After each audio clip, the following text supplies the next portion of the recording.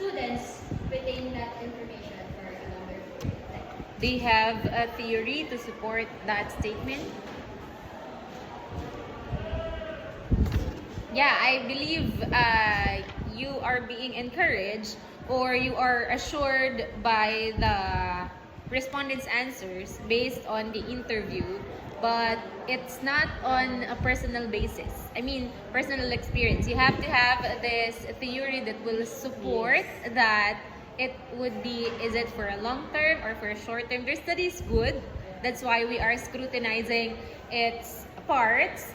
But yeah, are you getting the point? In research, we have to be objective. It's okay or it's good that you've developed or you discover these different techniques that the students are doing for them to have this creativity in learning or in their intelligence. But in research, it has to have evidences.